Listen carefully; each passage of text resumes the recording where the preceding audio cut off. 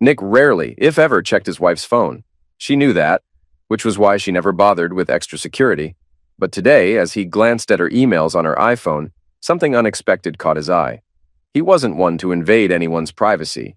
He prided himself on his integrity. He'd always considered himself an honest man, someone who played by the rules.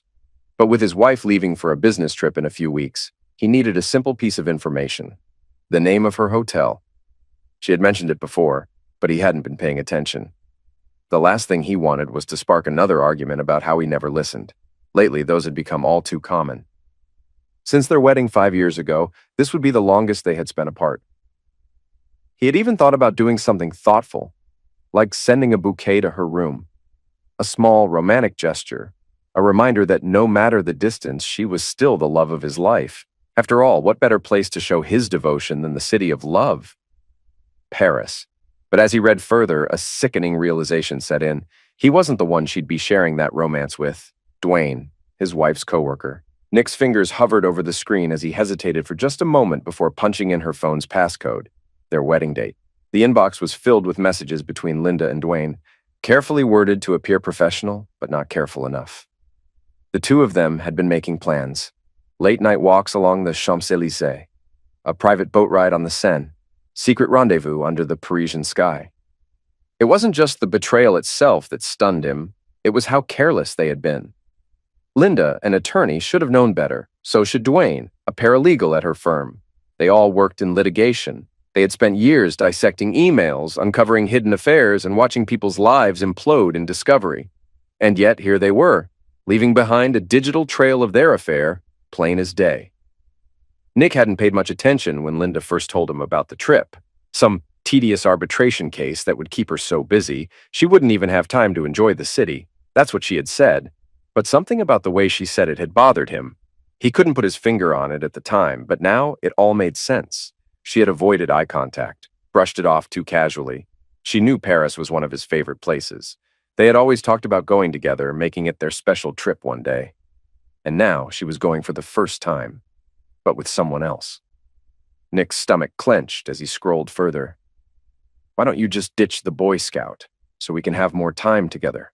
Dwayne had typed the night before. "I feel safe with him," Linda had responded. "And yet you can't keep your hands off me. Every time we're alone, you can't help yourself." Smiley face emoji. Nick felt like he'd been punched in the gut. For a moment, he just sat there, staring at the screen, his pulse pounding in his ears. Then, without thinking, he did what any good lawyer would do first. He secured the evidence. He hit print, sending the incriminating email to the Wi-Fi printer downstairs. A hard copy, something tangible. As the paper slid into the tray, he folded it neatly and slipped it into his laptop bag. Now he had a decision to make.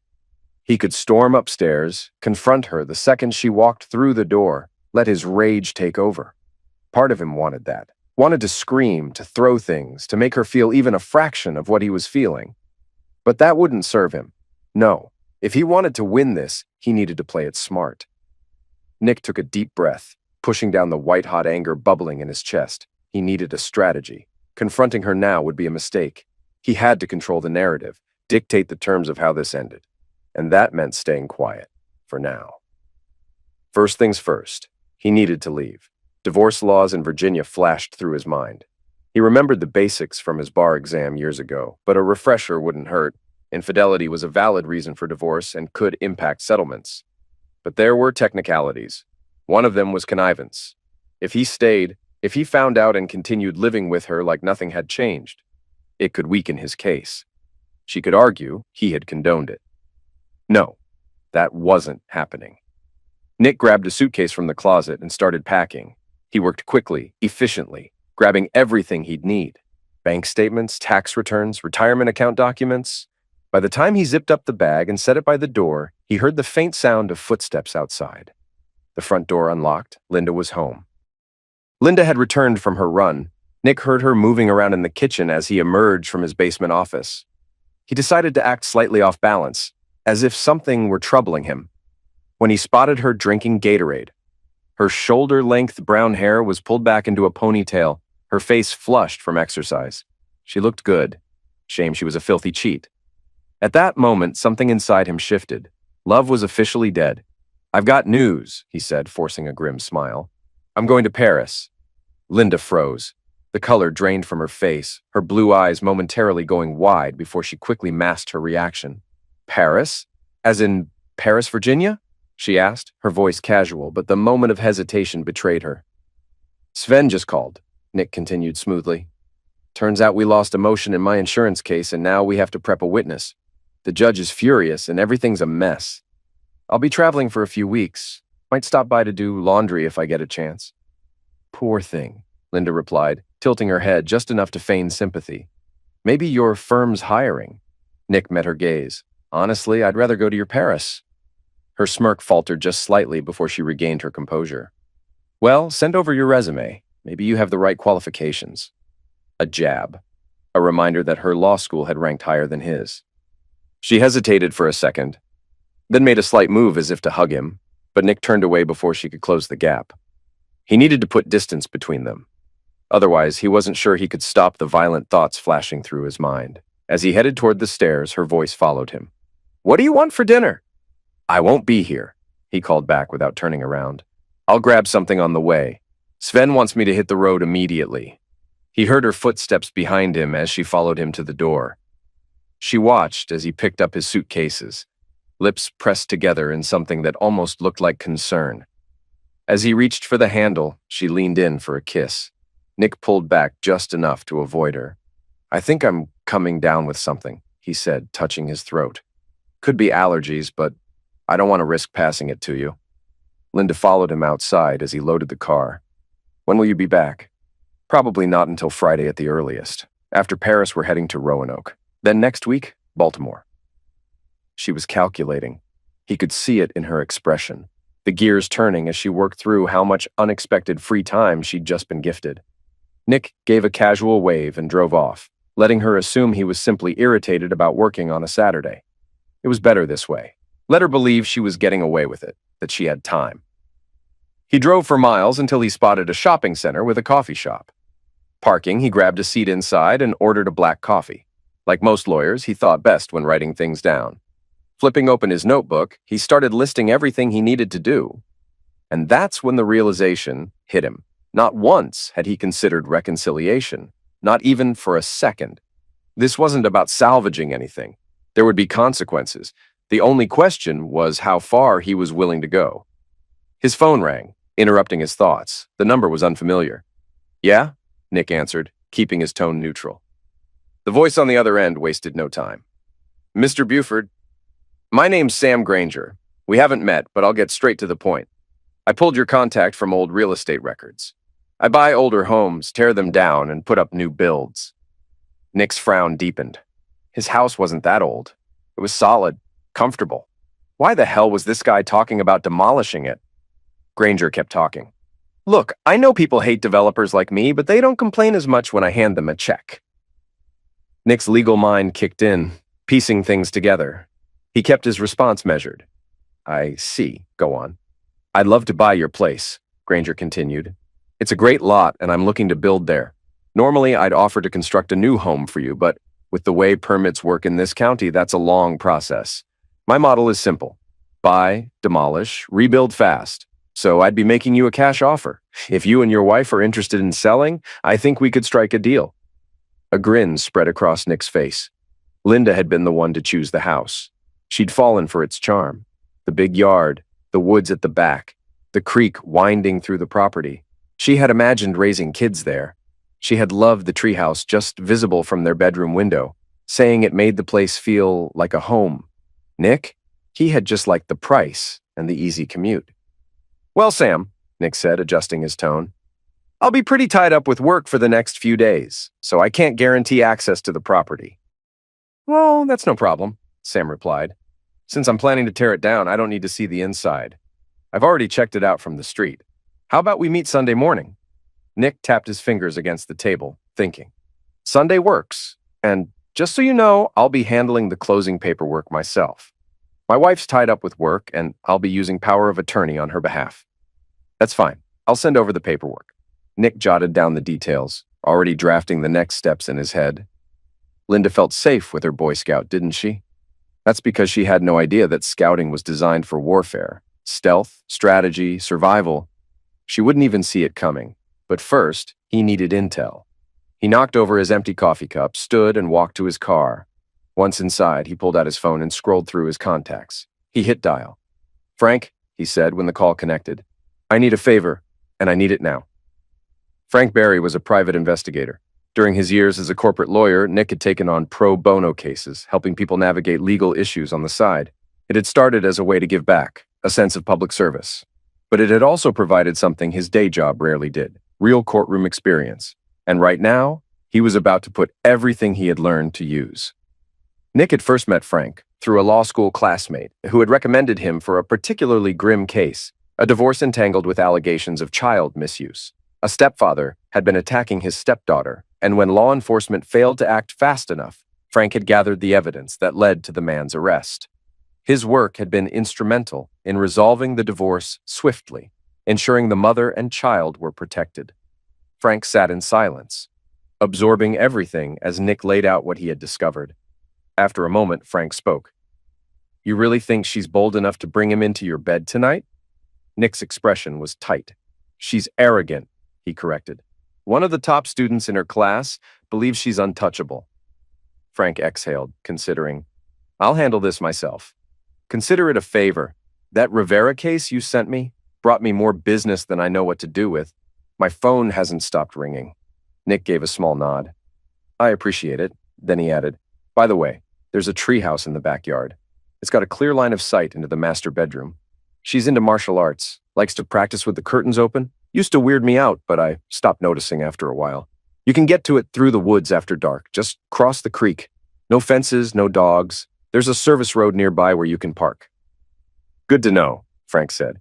"If you're okay with it, I'm setting up a camera out front. That way we can track who comes and goes." Nick didn't hesitate. "Fine by me. You're using Harry for the divorce, right? Assuming you're definitely going through with it." "Yes and yes." "Got it," Nick said. "I know how he likes to handle affidavits and reports. If she's doing what you think she is, we'll have proof soon enough." Nick ended the call and immediately dialed Harry. Before Nick could say a word, Harry groaned. "Please tell me this isn't about the law school reunion. I've already had 5 people hounding me for capital fund donations." "No," Nick said, cutting to the point. "I need a lawyer. Linda's cheating, and I want to take her for everything." Once Nick filled him in, Harry didn't hesitate. "Come by tomorrow. I know it's Sunday, but I'll be at the office handling paperwork anyway. We can get started." "Sounds good," Nick replied. Harry's tone turned serious. "From what you're telling me, it sounds like you've already made sure not to compromise your own position. Now, we just need solid evidence. The hardest part will be the financial battle. She's a corporate lawyer with resources, and she's got an entire firm backing her." "I'll handle that," Nick said. "I think we can settle this like rational adults." "Rational adults don't talk about burning their exes, but sure," Harry said dryly. "We'll see what you bring me." Nick's last call required a different approach. The line rang twice before a woman answered. "Hello? Maggie, it's Nick." Silence. "Maggie?" he prompted. Her voice was sharp. "You've got some nerve." Nick exhaled. "I'm glad to hear your voice, too. It's been a while." "What do you want, Nick?" "I need your help." Maggie let out a dry laugh. "I thought Linda was your go-to for that." "It's because of Linda," he admitted. "She's cheating." "Well, shocking," Maggie said, her tone dripping with sarcasm. "What happened? She stopped finding you emotionally and physically fulfilling?" Nick hesitated. "I'm seeing someone." "I'm sure he's thrilled." He sighed. "Look, I'm sorry. I'm sorry we messed things up before. I'm sorry I let Linda push you out of my life when we could have at least stayed friends. But I do need your help." A beat of silence, then Maggie's voice, flat and unforgiving. He let her sit with that. Finally, she exhaled. "All right, what do you need?" Nick told her. There was a pause, then laughter. "I have to admit, it's got a certain poetic justice," she said at last. Her voice was lighter now, almost amused. "You always did make me laugh." "Thanks, Maggie. When this is over, you'll have to introduce me to your guy. I'll buy you both dinner. It's a date." Nick needed a place to regroup, somewhere away from his usual spots. He checked into an extended stay hotel in Fairfax, far enough from anywhere Linda might casually drop by. Once settled, he went out in search of food. He wasn't hungry. He just needed something to line his stomach before drinking. Across the street from the hotel, he found a restaurant called El Mariachi. It would do. Free chips, melted cheese, something to soak up the booze. As the hostess led him to a booth, Nick noticed the bartender watching him. There was something familiar about him, but Nick dismissed it. He had bigger things to focus on. The menu listed pupusas, a clear giveaway that the place was actually Central American, just dressed up as Mexican for the unknowing American crowd. Along with his meal, he ordered the cheapest tequila on the menu. He knew tomorrow's hangover would be brutal, but he welcomed the pain. It was all part of the process. When the waitress returned, she set down a bottle of top-shelf tequila instead. Before Nick could question it, she nodded toward the bar. The bartender lifted a hand in acknowledgement. Nick poured himself a generous glass as the bartender went back to work, and then it clicked.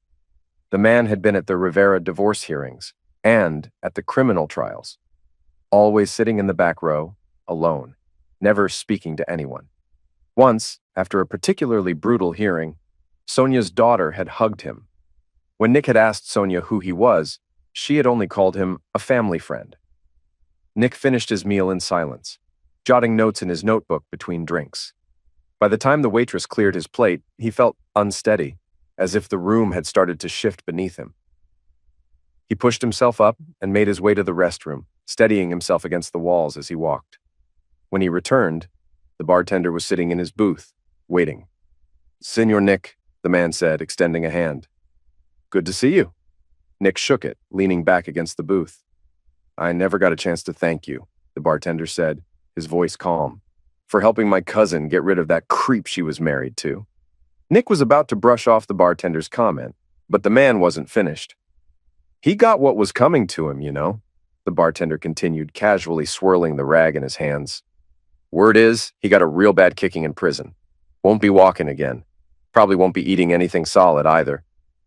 He delivered the news with an air of indifference, as if recounting an everyday occurrence. A cold sensation crept down Nick's spine.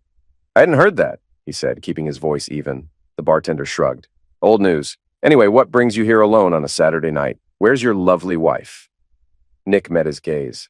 The bartender's smile remained, but there was something behind it, an awareness, an understanding. It wasn't mocking. It was the kind of expression worn by someone who already knew the answer. How did he even know Nick was married? Then it hit him. Linda had surprised him once by showing up at a hearing. After the case wrapped up, she had kissed him in front of everyone. The bartender must have been in the crowd, watching. "We've had some complications," Nick admitted. There was no point in sugarcoating it. "She's enjoying herself with someone else." That knowing smile deepened, but the bartender said nothing. Instead, his eyes flicked toward the open notebook on the table. "I'm no lawyer, Don Nicholas, but if you want to keep something private, maybe don't leave it written down in plain sight." Nick glanced down at his notes. He'd been scribbling thoughts absent-mindedly, and now, looking at them, he realized how reckless it was. Scattered across the pages were fragments of strategy, a list of legal elements for proving infidelity, a rough sketch of Dwayne with a knife lodged in his back, the name Linda circled and crossed out, and in bold, a particularly damning phrase, "Burn that witch," not exactly airtight operational security. Nick exhaled, leaning back in his seat. He didn't apologize. He didn't explain. The bartender studied him. A man in your position should ask himself one thing. What does he truly want? And I don't mean money. Nick didn't have to think. "I want to break her nose. I want to punch her so hard both eyes swell shut. She's got these delicate little features, these big expressive eyes. I want to ruin that." Across the bar, the bartender chuckled, shaking his head. "You're thinking with emotion, my friend," he said. "Men who lash out like that end up in jail. You're smarter than that, aren't you? You'd rather be visiting clients than being one." Nick exhaled, nodding as his fists slowly unclenched. The bartender leaned in, lowering his voice. "You helped my cousin with a problem. She could have come to me, but for her own reasons, she didn't. You stepped in instead." Nick started to protest. He hadn't done much. All he'd done was help Frank collect the evidence, nudge the right people at his law firm, make sure the case got the attention it deserved. It had been the police who handled the arrest. But the bartender dismissed his attempt at humility with a wave. "You helped when no one else would. That's not something people forget. And I believe in paying my debts." Nick frowned slightly. "I don't think I caught your name." The bartender's smile sharpened. "Some people call me El Diablo." Nick raised an eyebrow. The devil? The bartender nodded. Only the ones who don't like me. My friends call me Jose Garcia. Nick let out a dry chuckle. So, what do I have to do to get a favor from the devil? Sell my soul? El Diablo's expression darkened, his smile vanishing for a split second. Nick's smirk faded too. Then, just as quickly, the bartender grinned again. Be serious. You're a lawyer. You don't have a soul. Nick laughed despite himself. Call it professional courtesy, Senor Nick. The bartender tapped his fingers against the table. Now, give me her name, her routine, and where I can find her. Nick's expression hardened. What exactly are you planning? El Diablo shrugged. I have ideas, but as they say, ignorance is bliss. Better for you to stay uninvolved. For that, I need to know where you'll be in the coming weeks. Get yourself a burner phone. Leave the number here and don't come back. Nick gave him the details. His plan to stay out of the house until Linda left for Paris, her work schedule, her travel itinerary. El Diablo listened intently, nodding along. Then he paused. Just one thing, Senor Nick. Are you sure? No regrets? No second thoughts? I don't want you having doubts later. His eyes locked onto Nick's, his expression deadly serious. Nick took a slow breath. His life had been built on loyalty, trust, and structure. Linda had taken a hammer to all of it. The switch had flipped in his brain. Whatever had once been love had calcified into something else entirely. In time, maybe the anger would fade. But not yet. No, Nick said firmly. El Diablo relaxed. Good, then don't worry about a thing. The waitress arrived with the bill. El Diablo waved her away, but Nick still left a generous tip. As he stood to leave, the bartender handed him a bottle of tequila. Drink slow, he warned. You'll need a clear head for battle. Surprisingly, Nick woke up Sunday morning feeling relatively clear-headed. His body was sluggish, but the expected hangover never fully arrived. At 10, he walked into Harry's law office. Frank was already there. Sorry, man, Frank said, but she's definitely screwing him. In your bed. Nick's jaw tightened. He was there 2 hours after you left, stayed the night, still there when I left this morning. Frank slid a flash drive across the desk. We got crystal clear footage, but you might not want to watch it, Harry cut in. In fact, don't watch it. The last thing I need is you doing something stupid and getting arrested.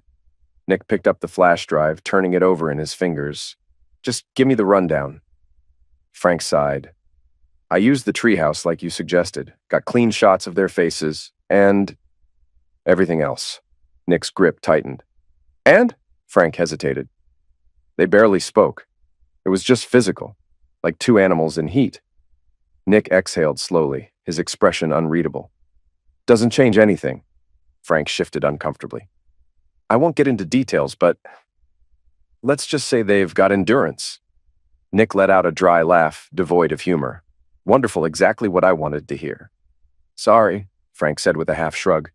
But on the bright side, I know Linda personally from that party you threw last year. It's definitely her in the footage. And Dwayne? Ran his plates. Dwayne Martin works with her. No idea how long it's been going on. But there's no question about what they're up to. Harry leaned back in his chair. All right, that's clear and convincing evidence. Now, what about movement tracking? Frank nodded. We've got a camera aimed at the driveway, catches everyone coming and going. I'll email you the live feed link, and I'm drafting a full report and affidavit for Harry to file. He sighed. I know this sucks, man. I'm sorry. Frank shook hands with both Harry and Nick before heading out of the office. So, what's next? Harry asked once the door closed behind him. I want to file for divorce on the grounds of infidelity, Nick replied, but hold off on serving her for now. Harry studied him, his face unreadable. Trust me on this, Harry, Nick said, meeting his gaze. When I hear that word, divorce, it makes me sick to my stomach. I don't want you to rush anything or screw this up. I think this is going to go smoother than you think, Harry replied with a grimace. Nick gave him a firm look. Just tell me when it's time to file. Monday afternoon, Nick answered. Right before the clerk's office closes. Once you have the case number, I'll handle everything else. Harry paused. Just remember, I don't do criminal law. If things get messy, I can't help you. You'll be surprised, Nick said with a faint smile as he turned to leave. His next stop was a meeting with Sam Granger, and it went far better than he expected. Nick learned that they could sell the house for over $100,000 more than what they owed, and avoid paying real estate commissions. Linda would be thrilled with that. He promised Sam that he'd get all the paperwork squared away so they could close the deal as soon as possible. After leaving Sam's office, Nick checked his phone. No calls, No texts. Linda was still with Dwayne. It was time to make another call. Sven, I need 2 weeks off. If you can't swing it, I'm out. Sven, who relied on Nick for the most complex parts of their case, panicked. He couldn't afford to lose him. Okay, fine. You've got it. Take the time you need. Nick knew Sven had the luxury of flexibility right now. Business was slow, so he wouldn't mind giving Nick some time off. With that out of the way, Nick went back to the hotel to prepare. By Monday evening, he was ready. Linda had left a few voicemails on Sunday and Monday, but Nick ignored them. He was saving all his energy for the morning. Thanks to the cameras Frank had installed around the house, Nick knew Dwayne had stayed overnight on Sunday and Monday. He'd probably leave for work around 8 a.m., and Linda typically left around 8:30. At 7 a.m., Nick walked into the front door. Honey, I'm home. Heavy footsteps pounded from upstairs, and Linda appeared at the top of the stairs, wearing a robe and looking both disheveled and surprised. Wow, what a surprise, she said, forcing a smile, her voice tight. I thought you wouldn't be back until Friday, and you didn't return my calls. Nick smiled back. Sorry, you know how it is when I'm on the road. He walked past her into the dining room, pretending not to notice the two half-filled wine glasses sitting in the living room. Linda stood frozen in the doorway, clearly trying to figure out how to keep him from going upstairs where Dwayne was most likely hiding. Then, a knock on the door made Linda flinch. Can you get that, babe? Nick asked, calmly spreading out papers on the table. Linda hesitated, then squared her shoulders and walked toward the door, no doubt expecting a process server with divorce papers. But when she opened the door, Maggie walked in instead. Hi, Maggie said with a simple nod. Linda stood there, stunned, as Maggie set down her briefcase and sat at the dining room table. Nick turned to Linda, offering an apologetic smile. I'm sorry, babe, but I didn't want to leave for your trip without renewing a power of attorney, just in case anything comes up and we need to handle medical or financial stuff while you're away. Linda's jaw tightened, but she didn't say anything. And I got an offer to refinance the mortgage at a really good rate, Nick continued. Since we're both about to travel, I figured now was the time to get it sorted. Sorry for the short notice. Linda's eyes narrowed as she glared at the papers in front of her. Who's that? Linda finally asked, her voice icy as she pointed at Maggie. This is Maggie, Nick said, his tone casual. Maggie's a notary, he added. Linda's tension seemed to ease slightly. She was still harboring Dwayne upstairs, but at least she didn't think everything was completely falling apart yet. This is my Boy Scout, Linda said with a smirk, though her eyes were still suspicious. Always prepared. It's just how I roll, Nick replied, grinning. He handed Linda a pen and slid the papers in front of her. The check marks show where you need to sign. Feel free to take your time. Linda smiled thinly and began flipping through the pages without bothering to read them. I trust you. Nick bit back a laugh. One by one, Linda signed the papers as Maggie organized and notarized each one. Mrs. Buford, do you have an ID? Maggie asked politely. Linda got up and grabbed her purse. Maggie and Nick exchanged a quick glance, barely containing their amusement. Linda returned and handed Maggie her driver's license. Maggie snapped a photo and jotted down the details in her notary journal, finishing the paperwork in a matter of minutes. Linda offered them coffee, but both Nick and Maggie politely declined. As Maggie packed up her things, Linda glanced at Nick, clearly trying to figure out how to get Dwayne out of the house without him noticing. Nick gave her an easy out. I have a teleconference, he said. I'll be in my office downstairs for a while. Linda visibly relaxed. She saw this as her chance to get Dwayne out the back door and cover up the evidence before Nick came back upstairs. Nick gave her the illusion of control. He went downstairs, pretending not to hear Dwayne's heavy footsteps on the stairs or the soft sound of the garage door opening as Dwayne snuck out. But when the shower turned on in the master bath, Nick stood up, gathered his things, and without saying a word, walked out the basement door, got into his car, and drove off. 2 hours later, after a filling breakfast at a local diner, Nick sat across from Harry in his office. Harry flipped through the documents, shaking his head like he couldn't believe what he was reading. So, you're telling me you got your wife to sign a Form CC 1406? She agreed to accept the divorce petition and waive service for all court notices and proceedings? Yep, Nick said, leaning back in his chair. Harry kept scanning the paperwork. And you also got her to sign a property settlement where she walks away with nothing but a few retirement funds. $125,000 in savings and about $200,000 in student loan debt. Meanwhile, you're keeping the proceeds from the house sale, all the assets inside, the cars, her jewelry, and there's no alimony? Nick shrugged. She out-earns me anyway. Harry let out a short laugh of disbelief. And she signed an affidavit admitting to infidelity? Acknowledging that her lover was in your bedroom upstairs while she signed? That he spent the night with her? Nick remained impassive, his face unreadable. Harry flipped to another page. And this part, she signed off on the emails where she explicitly says she's staying with him because, quote, he makes me wet? Nick's voice stayed calm. The documents are all in order. Harry stared at him, then back at the papers, then back at Nick. Finally, he let out a low whistle and leaned back in his chair. Forget it. I'm filing this. You've been a good friend and a respected member of the bar. I didn't think you'd be pulling a fast one on me, but everything checks out. Straightening up, Harry cleared his throat, his tone turning dry. Your Honor, I must apologize. I was so blindsided by my client's actions that I neglected to check the details. If anyone should be disbarred, it's Nicholas A. Buford, J.D. Esquire. He grinned. See where I'm going with this? Got it, Nick replied, a faint smirk on his face. Will the notary confirm that Linda signed everything? Harry asked. Yes, Nick replied without hesitation. And will she testify that Linda reviewed all the documents? Nick shrugged. I'm not trying to influence anyone's testimony, but you know how it goes. Linda's a seasoned litigator. I'm sure she read the documents as carefully as she thought necessary. The notary will confirm that she observed Linda go through and sign each page. As for Linda's mental state, that's for the court to decide. Okay, Harry said, setting the papers aside. I'll file this today, along with Frank's affidavit and report. There's footage and a DVD attached. I'll try to keep it off the electronic docket for a while. We don't want this splashed all over the news, right? Definitely not, Nick agreed. Harry glanced at the calendar. She's off to Paris in a little over 2 weeks, right? Yeah, Nick confirmed. The longer we keep things quiet, the better. Harry leaned forward. Do you know anyone at the courthouse who can help us speed things up? Nick paused, considering. You remember Seth? The guy a year behind us in law school? Harry nodded. Yeah, I remember. Well, Seth didn't have much luck landing a big firm job, so he's clerking at the county courthouse now. He might be able to push this through faster. But if the judge demands live testimony, the whole thing could backfire. Linda will have to decide whether she wants to fight it on the grounds of fraud on the court once she realizes what we've done. Harry arched a brow.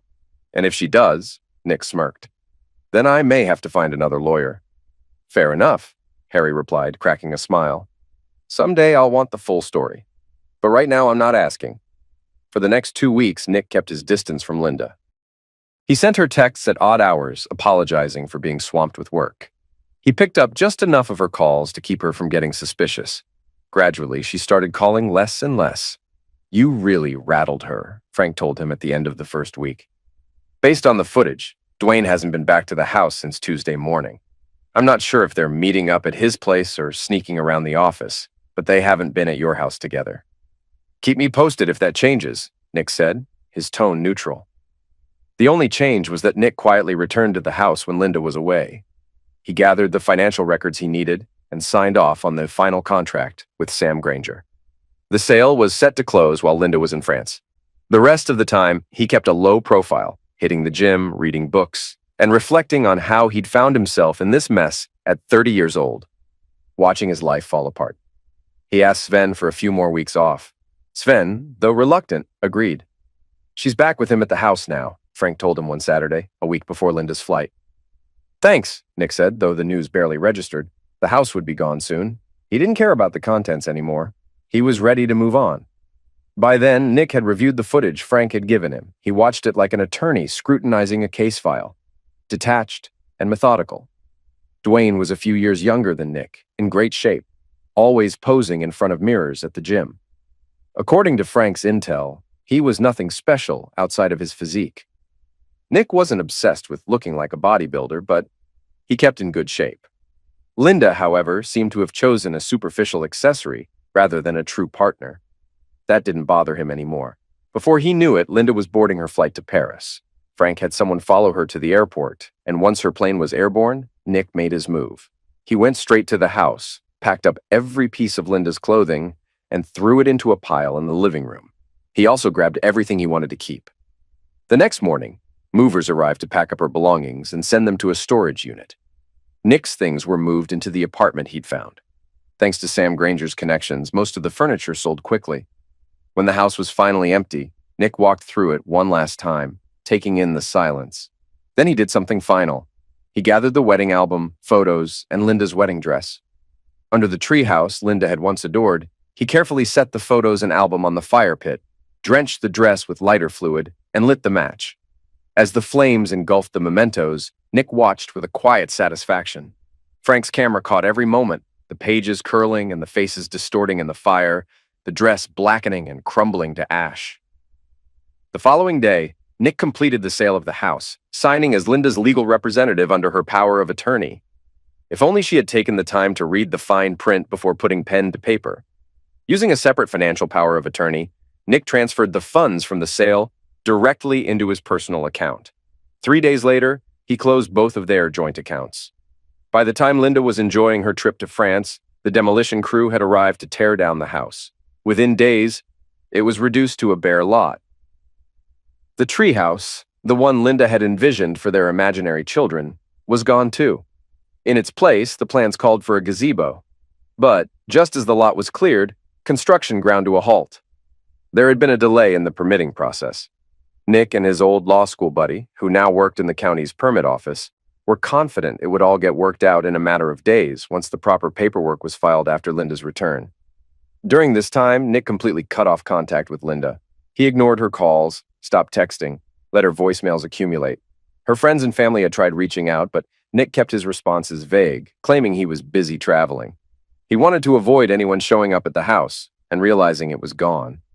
One day, his landline rang. El Diablo. "They're looking pretty stressed," El Diablo said casually. "Your wife and her new guy?" Not exactly glowing. Nick leaned back, thinking aloud. She's probably starting to figure things out. "You want the wedding rings back?" Nick considered it for a moment, then shook his head. "Nah." El Diablo chuckled. "Mind if someone else gets their hands on them?" Nick smirked. "Go for it." On Wednesday, just 2 days before Linda's return, Nick sat in Harry's office. Harry slid a document across the desk, still looking stunned. "I don't know how you managed it, but here's your divorce decree." Nick picked it up, scanning the text. "This kind of thing usually takes months," Harry continued, but Seth didn't say a word. "I'm not asking any questions, just count yourself lucky." He leaned back, exhaling. "Congrats, you're officially single." He pushed a copy across the desk to Nick. "I'll send one to your ex-wife, she'll be thrilled." As Nick drove away, his phone rang with an unfamiliar number. He answered to hear El Diablo's voice on the other end.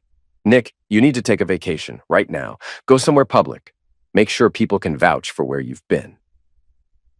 The line went dead. Nick didn't hesitate. He hadn't seen his college friends in a while, and they were available.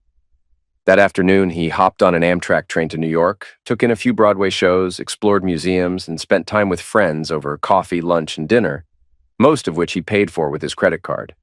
He made sure to tip well at the hotel so the staff would remember him. While in the city, he express mailed a DVD to Linda's parents. The footage?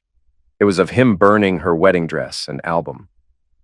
Late on Sunday evening, while sipping coffee and having cake in Little Italy, Nick's phone rang again. Nick answered the call to find Linda's father on the other end, his voice strained. "Nick, where are you?" "Linda's lost it. She's in the hospital." Nick took a slow sip of his coffee, his tone indifferent. "Yeah? What happened?" There was a brief pause before Linda's father continued. "She got back from her trip on Friday, but she and a coworker were hijacked at the airport, sedated. They only managed to escape this morning. The coworker was badly knocking." Nick leaned back in his chair. "And Linda?" His father-in-law's voice was shaky. "When she woke up, she found herself covered in tattoos. Horrible ones. Words like hoe and hooker all over her skin. And then, after she realized what had happened, a man wearing a mask came into the room, punched her, broke her nose, and gave her 2 black eyes." Nick couldn't help but smile. It was almost too perfect. All he had wanted was for Linda to realize the way she betrayed him in court was no different from how she'd betrayed him in marriage. But this was poetic justice. "I'm sorry to hear that," Nick said, his tone flat. "I'm out of town right now. What would you like me to do?" There was a long silence. Nick's father-in-law spoke, his voice thick with disbelief. She's your wife, Nick. Nick exhaled, his tone measured. Actually, no. We're divorced. Finalized last week. She was cheating on me with the guy she was traveling with. A stunned silence. Then, what? Nick sighed. Not sure what's unclear. I've got video proof. I can send it to you if you want. More silence. Nick wondered for a moment if his father-in-law was having a heart attack. Then came the response, clipped and cold. We're done with her, Nick. You'll need to come pick her up. Nick didn't hesitate. She's not my problem anymore. A sharp intake of breath, then. You did this! Nick smirked. I've been in New York since Wednesday, celebrating my divorce. You creep. Nick remained calm. I know you're upset. I hope Linda recovers, but I don't think we have anything left to discuss. And with that, Nick hung up. It was in that moment that Nick realized the city was starting to wear on him. He pulled out his phone and sent Sven an email, politely but firmly suggesting that he and the firm could go to hell. A quick search led him to an REI store in Soho, where he bought some hiking and camping gear. Linda had always hated camping, so this would be a perfect opportunity for him to reconnect with himself. The hotel agreed to store his luggage for a reasonable fee, and just like that, Nick was on his way to the Adirondacks to spend some time in nature and let things settle down. Luckily, he had his passport on hand in case he felt like crossing into Canada. And as it turned out, he did have the time for it. For the next 8 weeks, Nick kept his phone off. When he finally turned it back on, he was shocked to find an overwhelming number of messages, dozens, if not hundreds, of frantic, screaming voicemails and emails. He listened to a few, then promptly deleted the rest. Linda's email account had clearly been hacked. How could anyone expect him to read through all of that? Whoever this woman was, he sincerely hoped she got the help she needed. 8 weeks later, Nick met Frank for drinks, with Harry tagging along. Just to make things clear, Harry started, setting his glass down with a serious look. I ended our attorney-client relationship the moment I handed you the divorce decree. Sent it by registered mail. You haven't checked your mail yet, have you? Nick shook his head. Haven't gotten around to it. Frank let out a deep sigh. Man, this is a serious mess. Harry took a sip of his drink, smirking. What do you think, Frank? A hurricane of trouble? Frank laughed. That's a good one. Just destruction everywhere. Harry raised his glass and called for another round. All right, go ahead. What happened next? Frank leaned back, clearly enjoying the story. So, on Monday morning, Linda shows up at the house with her parents. We didn't get a chance to pull down the outside camera, so we caught the whole thing. When she sees the empty lot, she just falls apart, dropped to her knees, sobbing, then curled up like a child. Then she started kicking and screaming like a toddler who missed nap time. Harry snorted into his drink. Then the construction crew showed up, and she flipped out again. Third meltdown was when the workers started cracking jokes about her tattoos. Tattoos? Nick raised an eyebrow, intrigued. Oh yeah, Frank chuckled. They're impressive. You can see it all on camera.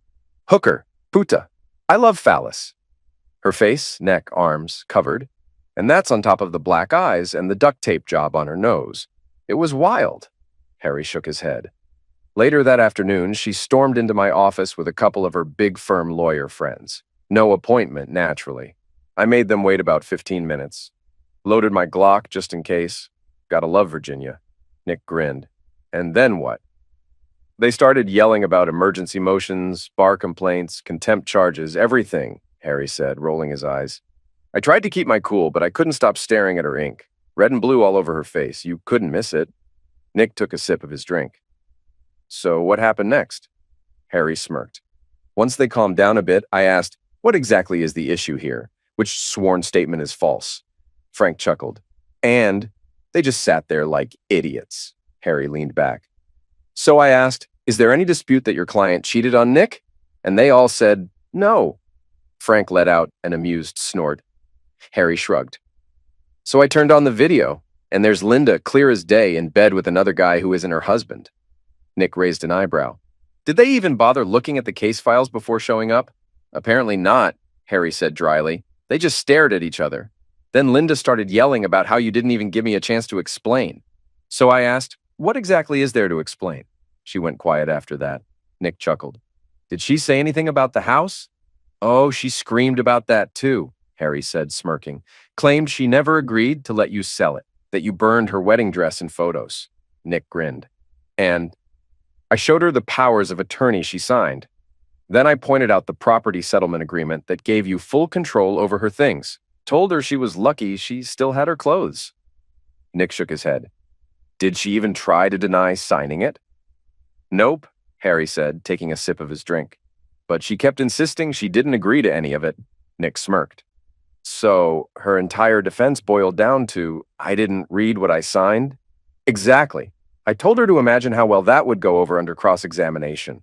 And she didn't have much to say after that. Nick leaned back. What about the affidavit? The one where she admits her lover was upstairs while she was signing it? Harry set his drink down. She fainted.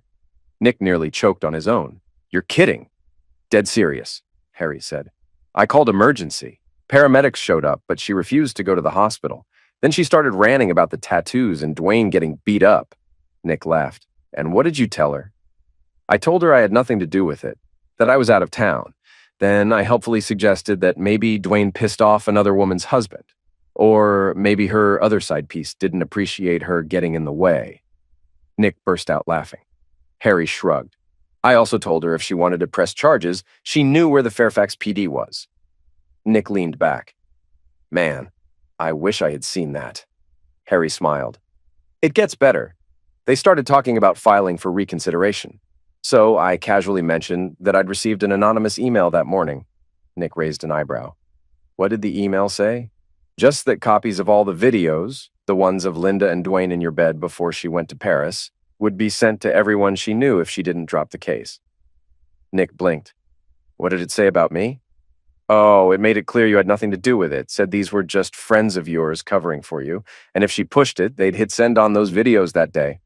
Nick shrugged. I was out of town, Harry. Harry grinned. I know. And to my surprise, I haven't heard from them since. Frank chimed in. They must have gone to the cops. A couple of detectives came asking for the tapes and the report. Nick leaned forward. And? Frank smirked. They got bored, lost interest fast. Neither Linda nor Dwayne had any idea what had happened to them. All they knew was that they got in a cab at the airport, and the next thing Dwayne knew, he woke up in a hospital bed. Linda had woken up in a shabby hotel, only to get punched in the face before ending up in the hospital too.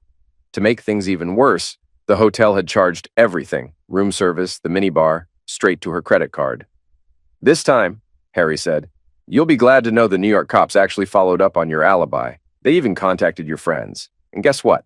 Every single one of them vouched for your busy schedule in the city. Nick grinned. Well, that's a relief. Harry leaned back in his chair. Word on the street is that Linda's hiding out in her parents' basement while she gets those tattoos removed. Nick raised an eyebrow. Really? Yeah, Harry said with a smirk.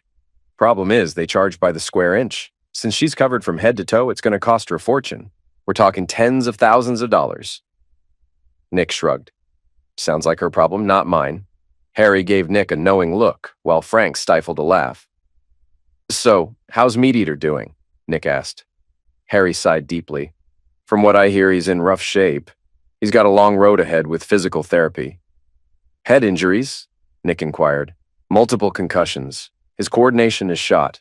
The guy's probably done for in the paralegal world. Nick slowly let out a breath. That's unfortunate. Oh, and to top it off, their firm fired both of them, Harry added casually. Nick's eyebrows shot up. Seriously? Yep. Apparently their relationship fell apart while they were in Paris. And it caused some serious issues with the arbitration, Harry explained. Frank snorted. Shocking. Exhibits weren't prepared. Witness statements were a mess. They lost on the merits, and the client was furious, Harry continued. The firm needed to clean house to save face. Guess who got the axe? Nick couldn't help but laugh under his breath. Frank grinned. Man, you're gonna have to tell us how you worked all of this magic one day. Nick leaned back in his chair with a smug grin.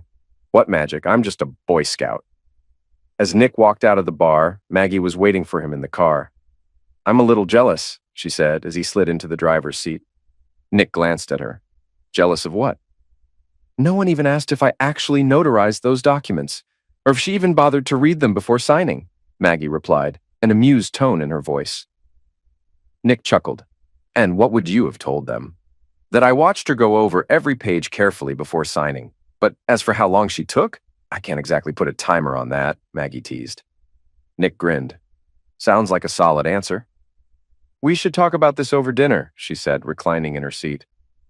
You owe me and the guy I'm not dating a nice meal after all. Nick started the car and pulled out of the lot. So, dinner to celebrate me getting my freedom? Maggie pushed her sunglasses down and gave him a pointed look. There's no guy, you idiot. Nick slammed on the brakes, surprised. Wait, really? She smirked at him. Now shut up and take me home. Then you can start the long and painful process of apologizing. Nick grinned, stepping on the gas.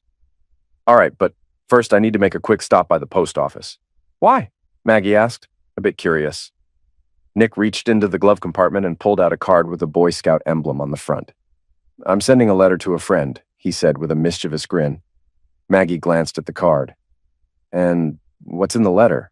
Nick's smirk deepened. Just asking if she feels safe right now.